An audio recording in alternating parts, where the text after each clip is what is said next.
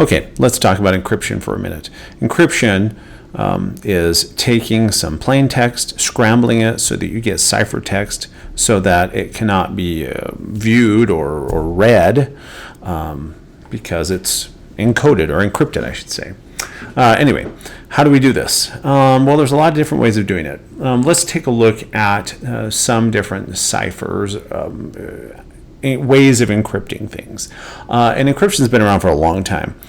You can, this dates way back even to the time of the Egyptians. I think there's a story of some encryption as they sent their papyrus scrolls back and forth. They had some way of scrambling the message in case it was intercepted. Anyways, we're not going to have a huge overview of encryption. This will be kind of a high-level overview. But one of the types of encryption we can do is a monoalphabetic cipher. You've probably done that back of your Captain Crunch cereal. It's hey, here's a number or something, and replace it with the corresponding letter. You have to figure out what, or take another letter and figure out what letter it should change to, or something like that. So basically it's a one-to-one mapping. This letter really means this letter, or this number really means this letter, or something like that. As you can imagine, it's not very strong. It's easy to decrypt. Another example of encryption, or another category of encryption we should say, is symmetric encryption. Now when we talk about symmetric encryption, or when we talk about encryption in general, we talk about keys. A key is what's used to scramble or unscramble the data. Symmetric key encryption, we use the same key for encrypting as well as decrypting. The challenges that occur are it's difficult to exchange that key securely. So that could be problematic, but that's essentially what symmetric key encryption is. An example of that would be a Caesar shift cipher, which you're going to do on your assignment. Let's say that I have a message and I want to encode it using this Caesar shift cipher. I could say my key is maybe 10, and I would shift all the letters 10 keys to the right. So an A would become whatever, add 10 to that, I don't know, L, something like that. Anyway, the key is how many letters we should rotate it. Once again, not very secure again. If anyone gets hold of the key, they can get hold of the message. Even if they don't have the key, they can probably brute force it and figure out the message. So there's some problems with a Caesar cipher, at least. But the symmetric key encryption, one of the problems is that secure key distribution. So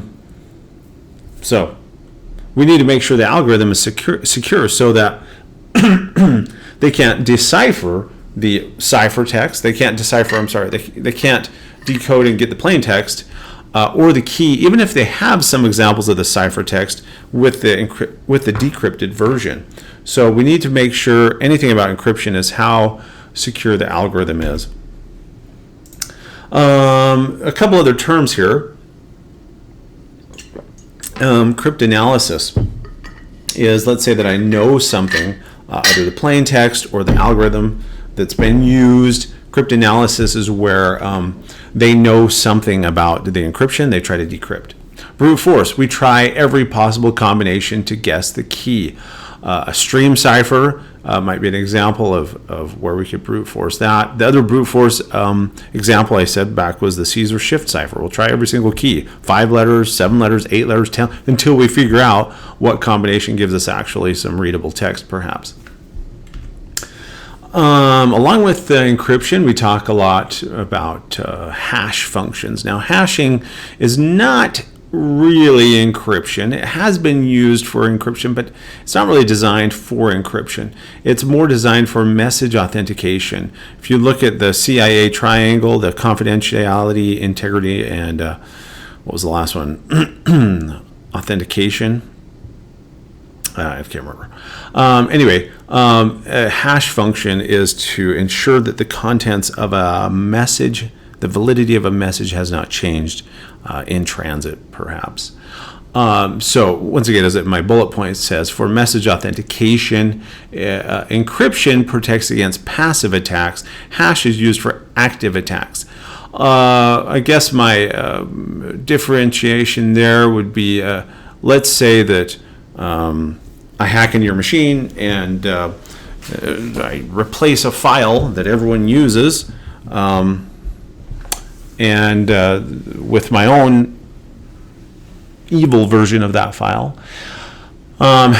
Anyway, a hash function, if we had a hash of the original file and we shared it with our users so that when they download the file they can compare their hash with the known hash to make sure that the contents haven't changed, that would be an example of why I would use a hash function, and an example of an active attack. I guess encryption, this just makes sure that even if someone were to actually get the data, maybe they were doing some sniffing of the network, or I don't know, that's a good example, sniffing of the network, or they were to get on our machine and we don't want them to see the contents of our files. Maybe we've encrypted our hard drive, or in the case of network transmission, maybe we have enabled HTTPS or SSL encryption so that they cannot see the contents of our message that's being sent back and forth. So encryption is to protect the contents of your message or your data, whereas hash function, or MD5 or SHA1, SHA-SUM, whatever, are used to validate the integrity of a file, make sure it hasn't changed. So there is some distinctions there. Let me pause so that this file isn't too long.